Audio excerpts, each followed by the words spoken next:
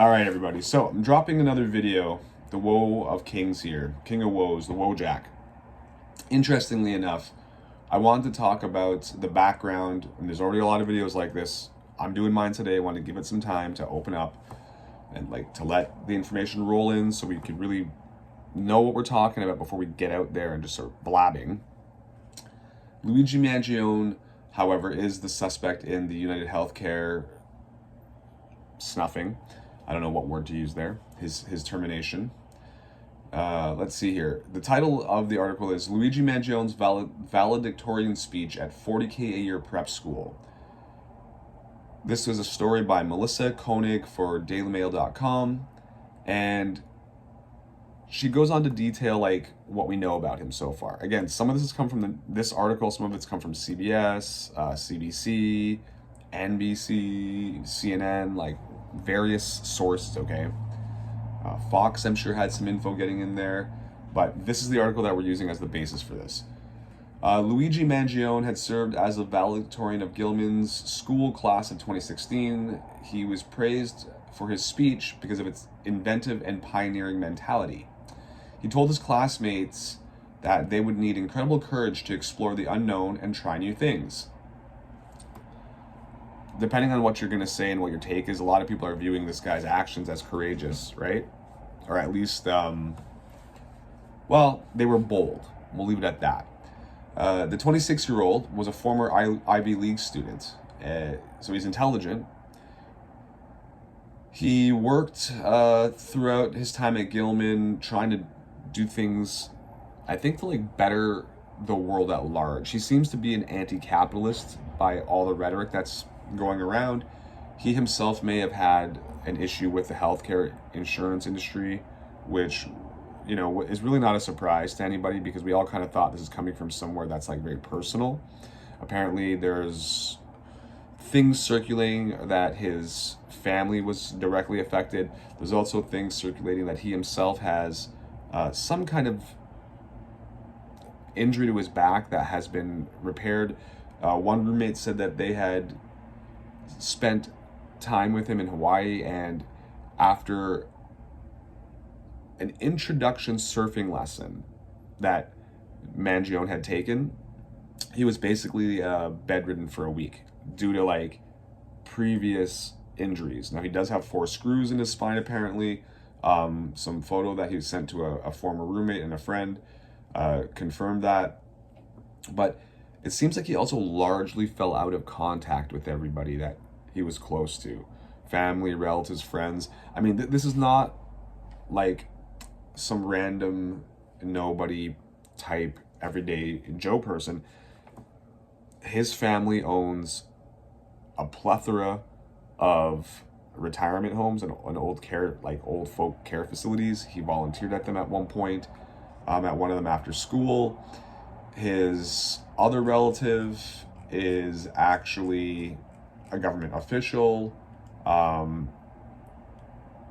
He's not a nobody. We'll get again into the details as we go further along, but just outlining the fact that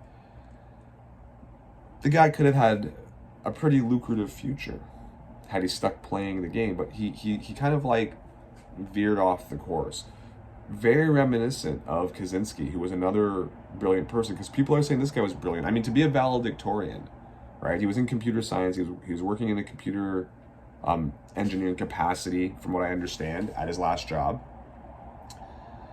Having great ideas, however, isn't enough to innovate, Mangione said, noting that they also need incredible courage to explore the unknown and try new things.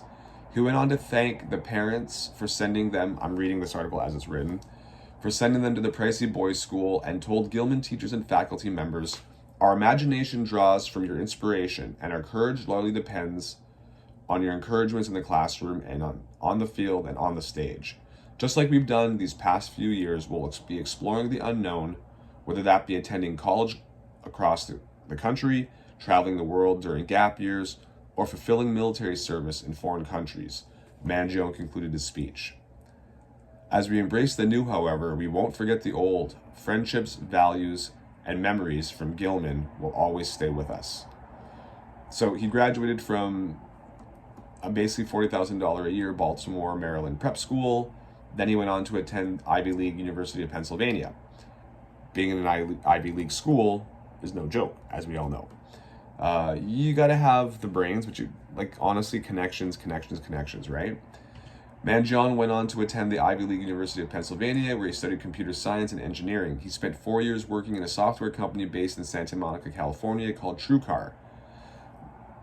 He now has ties to San Francisco and to living in Honolulu, Hawaii. Hawaii would be the place where the roommate states that he had his surfing lesson and had noticed him being bedridden for a week, trying to recoup from whatever problem that lesson aggravated. It obviously caused something to happen in his body, which made him be laid up. The former valedictorian is now in custody on firearm charges. When he was caught, I'm just going to paraphrase here, the police say he was carrying a ghost gun, which is, a 3D printed weapon. It's not like something that you actually buy, so it's not registered anywhere. It's, for all intents and purposes, it doesn't exist except for the fact that you made it. When he was arrested at McDonald's, which, I mean, that alone to me is unbelievable that, like, somebody would do this. I mean, it's really not that unbelievable, I guess. But I really thought that this was, like, going to be like a people's hero kind of moment, and people wouldn't actually turn him in that fast. But I guess maybe this relates to my other article, or my other video that I just made, which will be coming out today, and talks about, like, the grimness of our society because of the economic turmoil that we're kind of all in. I believe the reward for this guy was $10,000 and $50,000. So, that's a combined $60,000. Maybe, $60,000 US, it was worth it to a McDonald's employee. I think that's what they were counting on, to be honest. Like, something like that. Somebody who recognizes him but is desperate enough to do it. I mean, this person maybe doesn't have any history with the healthcare industry themselves, with the insurance industry, and they may regret this in the future. Police say he is the prime suspect in the execution-style killing of Thompson, 50, outside a Hilton hotel in Midtown Manhattan on December 4th. Now, I don't think it's cool to celebrate the death of this person. Like, this one person was just representative of, like, the bigger problem, the problem at large. Targeting an individual is, in many ways, kind of like a sketchy act, right? It's not the way that you go about doing this. Like, I'm not surprised that it's happened. And I think these kinds of things will probably keep happening. Honestly, I don't think this is going to stop other people from doing this kind of stuff. I just don't know. Like, when people are angry, they don't think clearly, right? And that might have been what's going on with this guy. Although he did seem to put together a pretty good plan. Now, he clearly was organized, he clearly was intelligent, but they also found him with $8,000 on him, plus all of the passports. So when you have the gun, the silencer, the passports, the fake ID, not passports, I'm saying passports, but fake ID, multiple ones, the $8,000. They asked him if he'd been in New York recently after presenting a fake New Jersey ID. They said this is a fake ID. When they ran it, they could tell. He admitted, yes, it's a fake ID. Why'd you give us a fake ID is what they came back at him with. And he said, I don't know. That was a really dumb thing to do. When they asked him if he'd been in New York, he started shaking. Like, he physically was like shaking. So they picked him up essentially after that. They started searching his stuff, and it seems like it was game over. He's now in custody.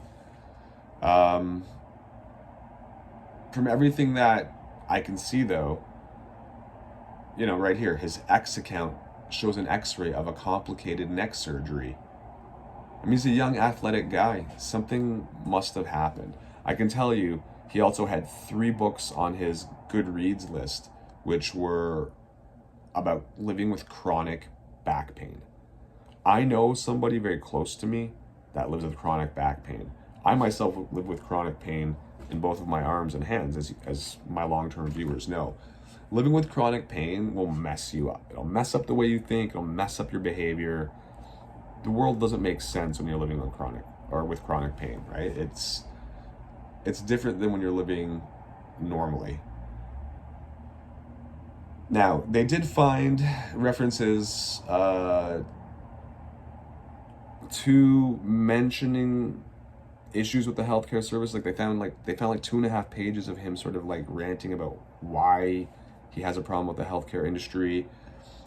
He was also apparently a fan of the notorious Unabomber Ted Kaczynski. I made a Ted Kaczynski Unabomber video here a little while ago talking about how he may have been right. I mean, I'm going to read here. There's a quote on Mangione's Goodreads page, but you hear this quote and tell me if this doesn't ring true. Imagine a society that subjects people to conditions that make them terribly unhappy, then gives them the drugs to take away their unhappiness. Read one excerpt from a Kaczynski quote on Mangione's Goodreads page. The concept of mental health in our society is defined largely by the extent to which an individual behaves in accord with the needs of the system and does so without showing signs of stress. Read another. So basically what he's saying is that our system gives us the cure to the poison that they feed us. The system damages us and warps us, but then provides, things to help take away those issues like medication, anti-anxiety pills, antidepressant pills. Maybe that's why they've legalized things like marijuana. Maybe that's why alcohol is out there. And maybe that's why we can smoke cigarettes still, albeit in confined, restricted areas, right? Like, none of this is an accident. They're pacifiers. Kaczynski caught on.